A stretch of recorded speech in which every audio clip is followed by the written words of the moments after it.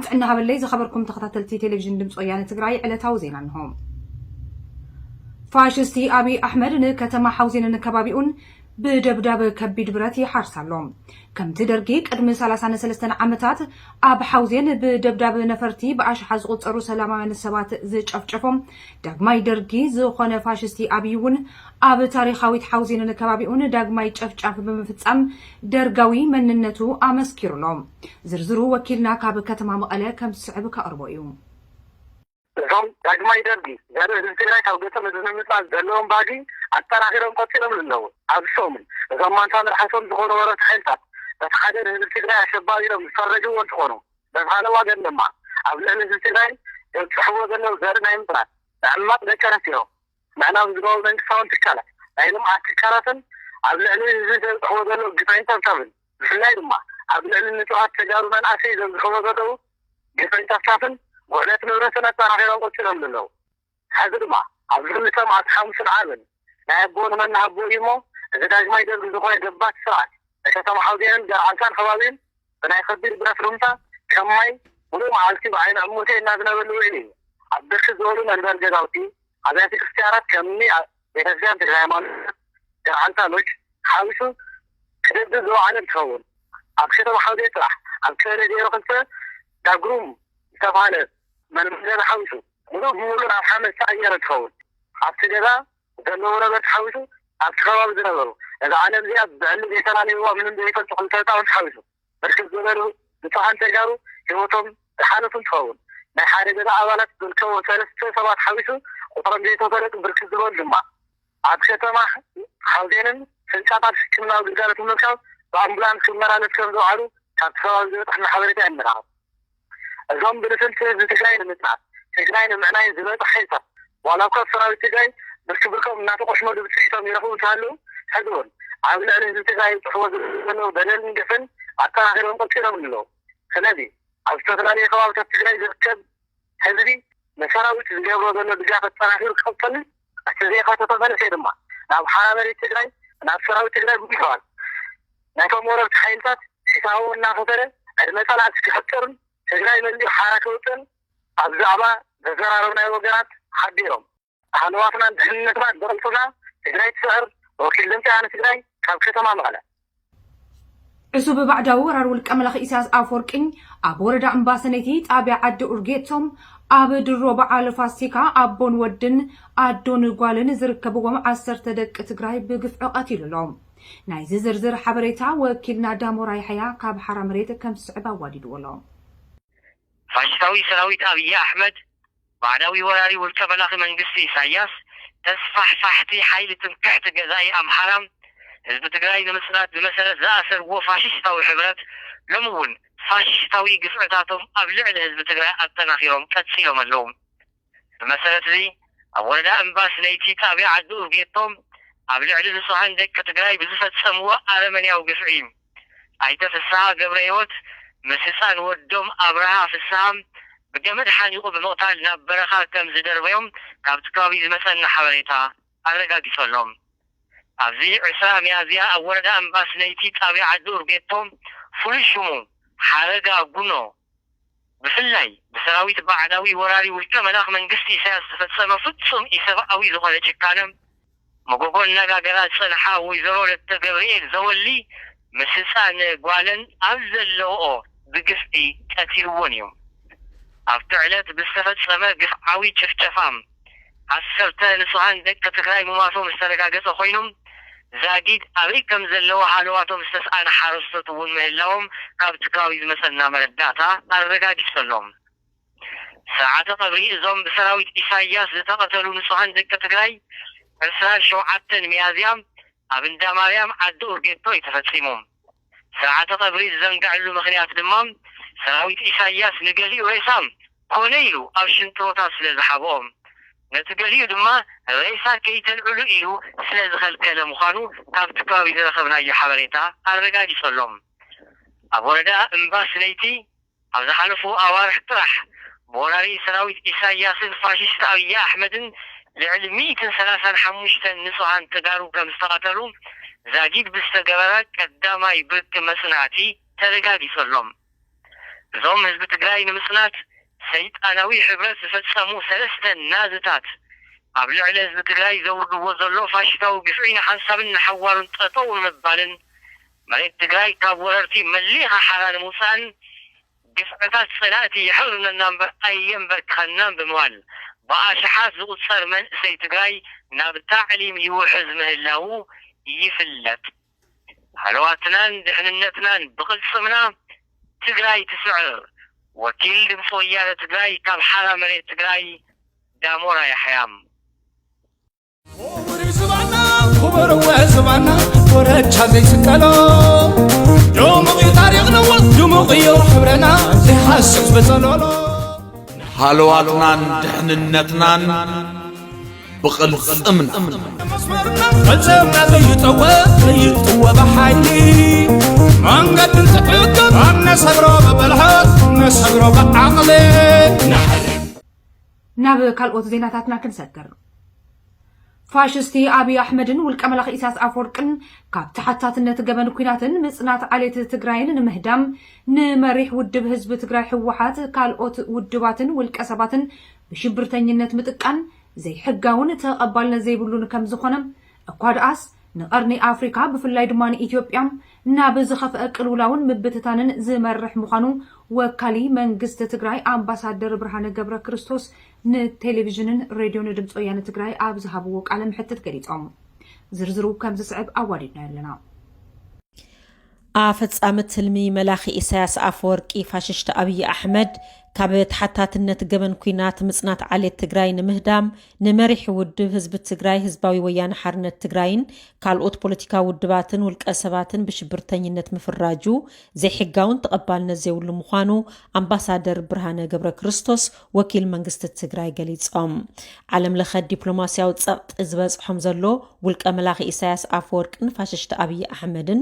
ዓቕለ ጽበታዊ ዓበርበር ዝኸድዎ ዘለዉ ኣካይዳ ንቕርኒ ኣፍሪካ ብፍላይ ድማ ኢትዮጵያ ናብ ዝኸፍአ ቅልውላውን ምብትታንን ከም ዘምርሓ ኣብሪሆም ኣብ ኢትዮጵያ ብጠቕላላ ካብ ኢትዮጵያ ሓሊፉ እውን ኣብቲ ከባቢ ኣብ ከባቢ ቀርኒ ኣፍሪካ ዝገደደ ቅልውላዋት ከምፅእ እዩ። ዝገደደ ፖለቲካዊ ብፍላይ ኢትዮጵያ ፖለቲካዊ፣ ኢኮኖሚያዊ፣ ጸጥታዊ፣ ወታደራዊ፣ ዲፕሎማሲያዊ ቅልውላው እዩ ከምፅእ።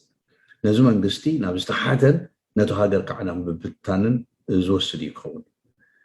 ካልኣይ እቲ ቀንዲ ድሌት ናይ ኣብይን ናይ ኢሳያስን ኣብ ትግራይ ዘካየድዎ ገፍዕታት ማዕለያ ይብሉ ማዕለያ ዘይብሉ ገፍዕታት ፈፂሞም እዮም። ህዝቢ ምህላክ ኣሎ፣ ምጽናት ኣሎ፣ ጄኖሳይድ ኣሎ፣ ዓመፅ ኣሎ፣ ስርቅ ኣሎ፣ ንብረት ምብዳንን ምብታንን ኣሎ፣ ድኽነት ምስፋሕ ኣሎ። እዚ ኩለይ ገፍዕታት ፈፂሞም እዮም። እዚ ኩለይ ገፍዕታት ፈፂሞም ህዚ ብሽብርተኝነት ህዚ ብስም ራዕዲ ዘሕልፍዎ ውሳነ ነዚ ተግባር እዚ ሕጋዊ መንገዲ ክህበና ብሕጋዊ መንገዲ ፓርላማ ዘሕልፎ ውሳነ መሰረት ጌርና ዝወሰድናዮም ስጉምታት ኢሎም ብዝሕ ዝቕፅሉ ስለ ዝደለዩ እዚ ተራ ናይ ደንቆሮ ኣካይዳ እዩ። ክሻዕ ህዚ ፈፂሞሞ ዘለዉ ገመናት ኣብ ዓለም መድረኽ ኣይወፀን። ንእሽተ እዩ ወፂኡ ዘሎ ገና ሓደ ብሓደ ክቁፀርን መዓት ገበን ፈፂሞም ከም ዘለዎም ክወፅእ እዩ። በተን ወፂአን ዘለዋ ውሱን መረዳእታታት ዓለም ገበነኛታት ምዃኖም ምልምልምታ በፂሕሉ እዩ። እዞም ፋሽስቲ ህዝቢ ትግራይ ጸኒዑ ስለ ዝመከቶምን ሕቆኦም ስለ ዝጎዘዮምን ዝነበሮም ዓቕሚ ምስ ተበተኖም ዘምጽእዎም ዘራያት ምስ ተባረሩ ናይ ዓቕሊ ጽበት ዓገርገር ከም ዝኾነን ሕዚ እውን መልክዑ ዝቐየረ ስልታዊ ኩለ መዳዊ ዓቕሚ ህዝቢ ትግራይ ንምድኻም ከም ዝኾነ እውን ወሲኾም ሓቢሮም። ንህዝቢ ትግራይ ንሰብ ሃብቲ ትግራይ ንብረት ንምውራር ሕጋዊ ሽፋን ንምሃብ ክጥቀምሉ ስለ ዝደልዩ ንወረራ ንስርቂ ክጥዕሞም እዩ። ናይ ህወሓት እዩ ናይ ኦነግ ሸኔ እዩ ብዝብል እንካብ ሰባት ክወሩ ብፍላይ ካብ ትግራይ ከዓ እንተወሲድና ኣባል ህወሓት እናተባሃለ ንብረት ንምውራር ካብ ምድላይ ዝመፅእ እዩ። ካልእ ነቱ ትግራዋይ እንካብ ስራሕ ንምብራር سرحنا مخلكال بزحت كالات كاب تقراوي نمزرعي كلين سو فرنجي نمكيادن قفعن مفصامن كاب محساب زمصيو تጽዕኖን ተነጽሎን ዓለም ዝበጽሖም ዘሎ መላኺ ኢሳያስ አፈወርቅን ፋሽስት አብይ አሕመድን ብዝገብርዎ ዘሎ ዓገርገርን ደንገርገርን ፋሽስታው ተግባሮምን እንተይ ተሰኮና ኣብ መላእ ዓለም እንርከብ ተጋሩ ፈተውትን ትውልድ ትግራይን ሓድነትና ዝያዳ ጠናኺርና ፈተውትን ሓገስትን ቃሲ ህዝቢ ትግራይ ብምብዛሕ እቲ ተጀሚሩ ዘሎ ቃሲ ተጠናኺሩን ክቅጽል ድማ ተላብዮም ኣብ ትግራይ ዘሎ ሰብኣዊ ቅልውላው መምሕያሽ ከም ዘርኤን ሰራሕተኛታት ገበርቲ ሰናይ ትካላት ድማ ብነጻ ተንቀሳቒሶም ረድኤት ከባጽሑ ከም ዘይከኣሉን ኦቻ ኣፍሊጥሎም ቢሮ ምትሕብባር ሰብኣዊ ሓገዝ ውድብ ሕብራት ሃገራት ኦቻም ትማሊ ኣብ ዝዘርግሖ ጸብጻብ ኣብ ትግራይ ዘተኣማምን ጸጥታ ከም ዘየለም ሰራሕተኛታት ገበርቲ ሰናይ ትካላት ብነጻ ተንቀሳቒሶም ረድኤት ንኸባጽሑ ማዕቀብ ከም ዝተገበረሎምን ኣብ ብዙሕ ከባብታት ግልጋሎት ሕክምና ከም ዝተቋረጸን ሓቢሩሎም بزيكازي منغستي فاشستي أبي أحمد فيزا سرحتنيات قبرت سناي تكالات كي نواح بمخلخل أب تقراي نزقبر مكففار رديت انكفات النافت أركم زخونة أوتشا أقال لهم دحرو ورار فاشستي أبي أحمد أب تقراي زتغسط واحد مقبي أب زت حساس بركي كم زركب بسنكي عنوة تكالات تعنا أب اوان حرس تراي زموتا عديتات قطري كم زوسخم بمخنيات ما يولد حمام بوصعات زساقي وهصانات دمام زتحساسب كم زخونن مسارتاوي مدحنيت كم زيلن اتزينا املكيتلهم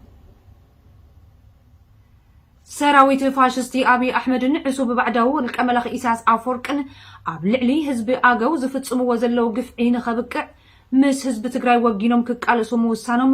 ናብ ማእኸል تعليم سراويت تግራይ ዝኣተው ተወለድቲ እቲ ብሄር ገሊጾም ኣለው ተወሳኺ ሓበሬታ ወኪልና ካብ ሓራ መሬት ከም ስዕብ ከቅርቦ እዩ ህዝብ ትግራይ ዘካይዶ ቃልሲ ምክንያታዊ እዩ ምክንያታዊ ቃልሲ ብምዃኑ ድማ ናይ ርሕቐን ቀርባን ደገፍቲ ቃልሲ ኣብ ማዕበል ገሉ ኣሰሊፉ ዕላማ ልዕሊ ደም ከም ዝተኣሳሰር ሕሉፍ ብረታዊ ቃልሲ ህያው ምስክር እዩ ኣብ ዝሕዝዋን ኣንጻር ልፍንታ ወረርቲ ኣብ ዘካይዶ ዘሎ ቃልሲ እውን ኣብ ልዕሊ ህዝቢ ትግራይ ዝበፅሕ ዘሎ ግፍዒ ብዓይኖም ሪኦም ዘስካሕ ክኾን ባሕሪ ስርዓት ናተይ ዝብሎ ህዝቢ ስለ ዘይብሉ ፅባሕ እውን ንዓና ዝበሉን ምክንያታውያን ተቃለስቲ ኣብ መስርዕ ምግዳሉ ኣትዮም እጃሞም ይወፍዩ ኣለዉ መጻዕ ዕድልና ምስ ህዝቢ ትግራይ ዝውሰን ዝበሉ ተወለድቲ ኣገው ነበርቲ ክልል ኣምሓራ ሰራዊት ኣብይ ኣሕመድን ኢሳያስን ኣብ ልዕሊ ህዝቢ ትግራይ ካብ ዝፍፅምዎም ግፍዕታት ብተወሳኺ ኣብ ተወለድቲ እቲ ብሄር ይፍፅሙ ብምህላዎም ምስ ህዝቢ ትግራይ ክጋደሉ ምውሳኖም ይገልጹ سلام قدم لنا هذه أبويا كفو هذه قدم مالتي بس تقرأنا نيرنا حمزة بنا تقرأنا يوكل أبو سنة لو تقرأي قف خصم ذي هذه لم تخص مهنا أنا تقرأي هم تقرأي فينا ذكا تقرأي أو قناش هذا شيء قناش كهرباء أو هذه بوتا ما هذا شيء مش كهرباء ذكا مش تقرأي فينا قدرني اسمه أو زرو يحمدون عند اللي ما في عند اللي زرو مستقينا دالهم دلينا مش عملنا فيه صورة ربوت عند اللي هذه بوت عند اللي سراويت أبي أحمد عبد حزب وان تولدت تبهر مستقارو تماشى طريقكم بذل السبب زسكح قطعات في السمه الله وانت ولدت أجو قالي تمرلون باطل هذا خلينا نتوجه خلي سمويتينو رسول أو عزيم بودينا إلى بخكده وإلى سمعنا أنت تروح درب معي أحمد سراج زرو مستقركم أنا نما رفضوا زرو قفل ما أسمع جدا قدم دلاتي أنا بزيد بقوا وانا بقوا ريحون باشي ريحون دنبر يحون سخون دنبر دنبر يحون على أكا إذا ما أكتب المهم زربوا يقولات برنات سخون مصرين يحون مصرين فتح كم يحون الذي يحون دا مصرين فتح بأدمى فاشست أبي أحمد لعلاومة هاجر تحسو زعاتو وراري سراويت إساس أفورك وين مقتلتها كاب تقرأي سرقو تريد كاب تولد تأقو تيلا بقيان عادقين كسر أمسنخو كاليتهم أفرق اللي ولده وفضل لهم جنبريا وبيرب بغير بيت خالد عليه عارقي علي هو اللي يسر كوسس كافر قال لي علي علو زوم طبارقي لو يوصل له اسكاكين اسكابورا وين ما يتوقع كوسس عندنا هذه عرقنا وسيدو نورتنا وسيدو تحلل لحنا موقع فعلي لكن قدم لهم مستقرين أن ينهي لهم مستقرين وصيت أنتك وشخص مثلا أقل فينا يلي حسنة الهينان ويوقينا حالواتنا نحن النتنان بغلطنا تقرأي تسعر وكلهم طويانا تقرأي كاو حرامري تقرأي ኣብ ሙሉእ ዓለም ዝርከቡ ተጋሩ ፋሽስቲ አብይ አሕመድን መላፍንቱ ሓይልታትን ኣብ ልዕሊ ህዝቢ ትግራይ ይፍጽምዎ ዘለው ግፍዕታትን ምጽናት ዓሌትን ብምቋም ብዝተፈላለየ ኣገባብ እናተቃለሱ እዮም። ናይዚ መቐፀልታ እውን ተጋሩ ዲያስፖራ ጀርመን ትማሊ ኣብ ከተማ በርሊን ድሙቕ ሰልፊ ከም ዝገበሩ ንምፍላጥ ተኻይዱሎ።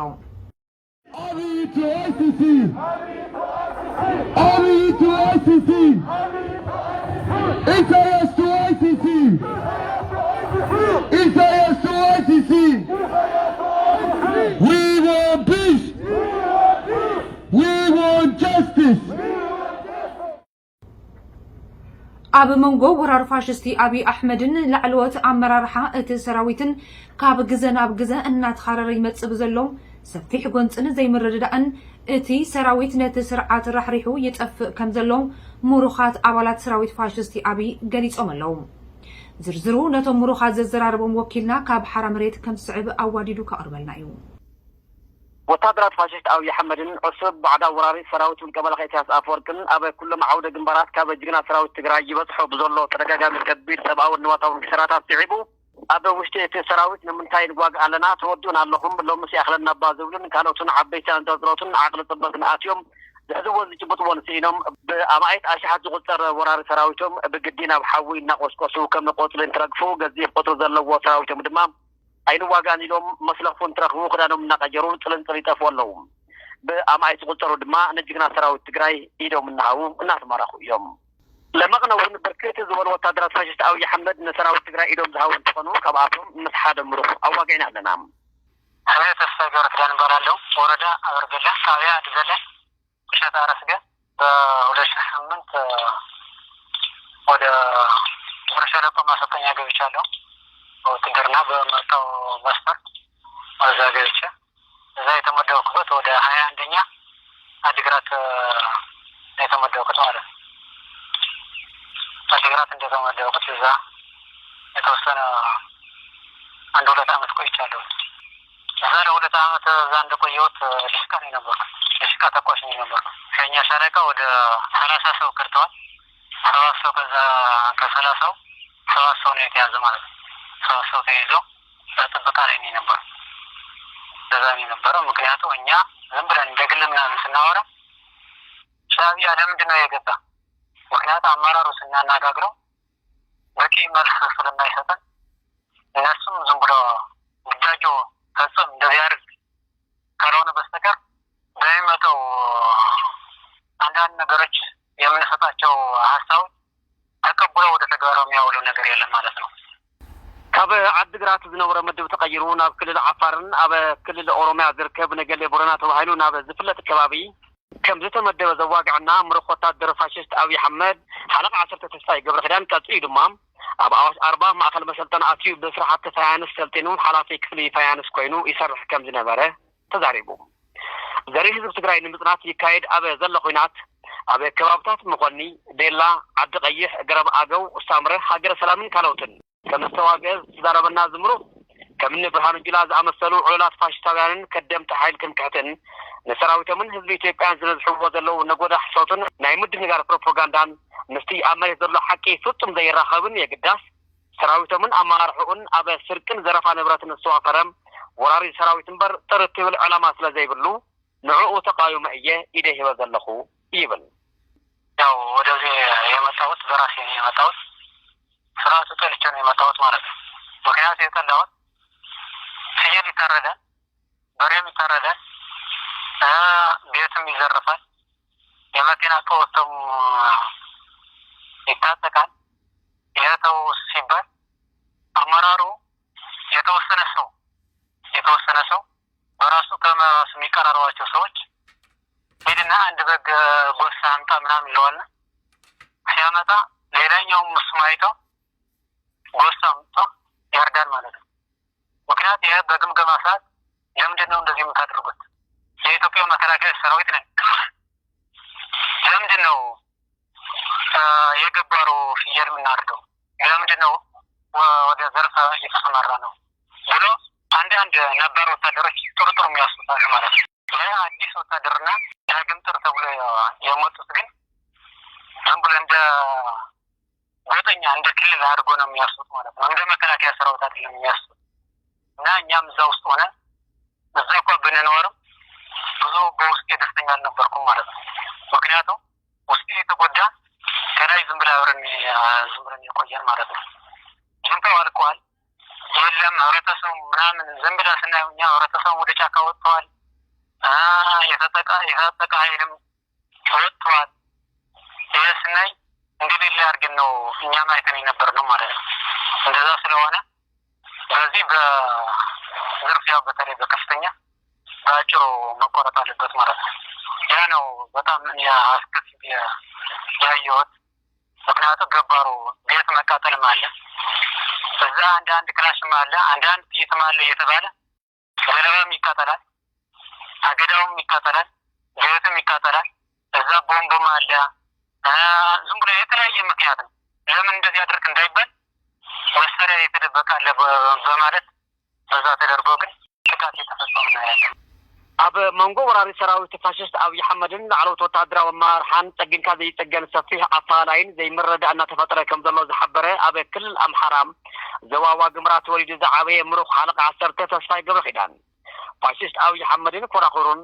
ሰራዊት ትግራይን ኣመራርሑን ሙሉእ ብምሉእ ተደምስስ እዩ እናበሉ ብናይ ሓይሊ ትምክሕቲ ሚድያታት ወግሒ ፀብሐ ዝነዝሕዎ ዘለው ናይ ሕቶት ፕሮፓጋንዳ ካብ ተሓታትነት ኣየድሕኖምን ይብል ዶክተር አብይ አሕመድ ብርሃኑ ጅላ በሚናገሩት ንግግር ያው ሰራዊት ለማሳመን ራሳቸው ከወንጀልና ነጻ ለማድረግ ነው የሚመስለኝ ማለት ነው። ምክንያቱም ትግራይ ኢትዮጵያ ናት፣ ሌላ ሀገር አይደለችም። በተመሳሳይ ሻዕቢያም ገብቷል። ከኢትዮጵያ ሰራዊት ደግሞ እንደገና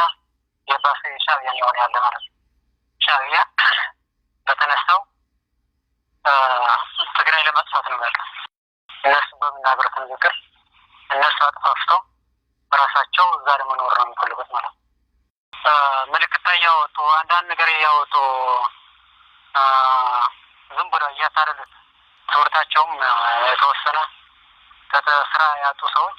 ስራ ታገኛላችሁ ብሎ አታለው ወደ ትግል የሚያስገቧቸው ሁኔታም አለ። ገና ወደ አዳዲሶች ናቸው። ደሞዝም ከፍተኛ አድርጎ ዝም ብሎ ጨማምሮ ትክክለኛ ያልሆነ ያ ነገር አድርጎ እያስገቧቸው ነው ያሉ ማለት ነው። እና ሲገቡም ብዙ ደስተኞች አይደለም ያሉት አዲሶች። እና እኔ እጄ የሰጠሁት ስራ አጥቼ ነው ማለት ነው። ምክንያቱም ህግና ደንቡ የተጠበቀ አይደለም። እኛ በፊት የተናገሩትና በአይናችን ያየ ነው የተለያየ ነው ማለት ነው። በዛ ይቼ ነው እኔ እጅ መስጠት የቻልኩት። ኣብዚ ሕዚ እዋን ሰራዊት ትግራይ ወታደራዊ ልዕልነቱ ጨቢጡ ከም ዘሎ ትዕዝብቱ ዘዋግዕና እዚ ምሩኽ ወታደር ናይዚ ቀንዲ ምስጢር ድማ ንዕላማ ኢሉ ይዋጋእ ስለ ዘለ እዩ ኢሉ ጀንታ የለም። የተለያዩ የተወሰኑ ሚሊሻዎች አሉ። እነሱም ከተራራዎች ለቃቅማ ከዛ ወደ ነበራችሁበት ቦታ ተመልሳቸው የነበረው ካምፓችን እዛ ተሰማርተን እንሰራለን ነው የሚባል ነበር። ወደ ኋላ እንመልሳለን እየተባለ ነበር። ወያኔ ግን በአሁን ያለው በዚህ መቀጠል አለበት ነው የሚል ማለት ነው። ምክንያቱም በቂ ኃይል አለው፣ በቂ ሰራዊት አለው፣ ጥሩ ነው ያለ በዚህ መቀጠል አለበት ነው የሚል ማለት ነው። ምክንያቱም እሱ ለዓላማ ነው የወጣ ትክክለኛ እናቱ የተመታበት፣ አባቱም የተገደለበት፣ ወንድሙም የተገደለበት፣ ቤትም የተቃጠለበት፣ የተዘረፈበት ስለሆነ ነው የወጣ። ይህ ትክክለኛ ለዓላማው ስለወጣ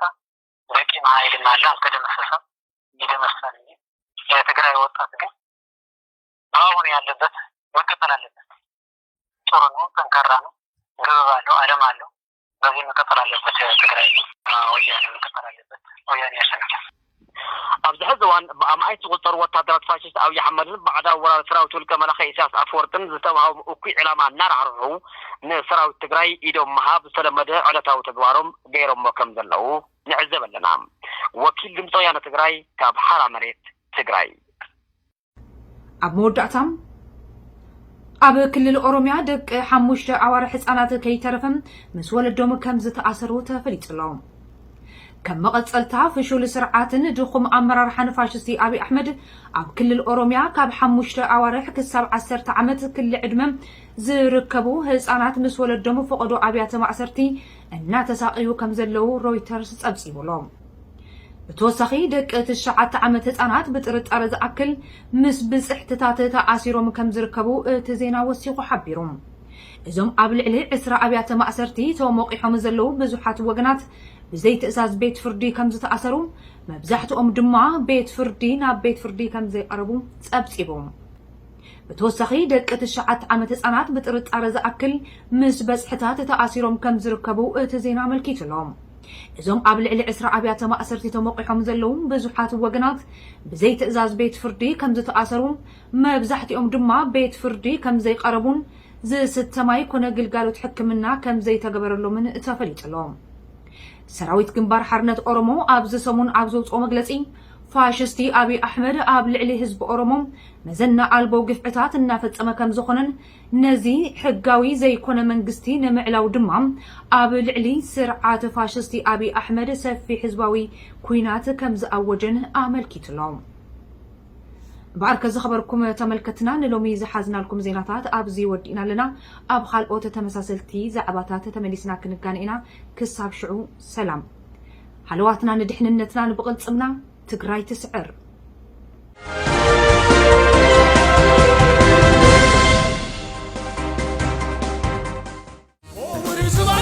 خبر وزبانا ورجع زي سكالو دموغي تاريخنا ودموغي وحبرنا زي حاسس بزلولو حلواتنا دحننتنا بقل صمنا قلزمنا زي طوى بحيلي ما نقد نسحق عنا صبرو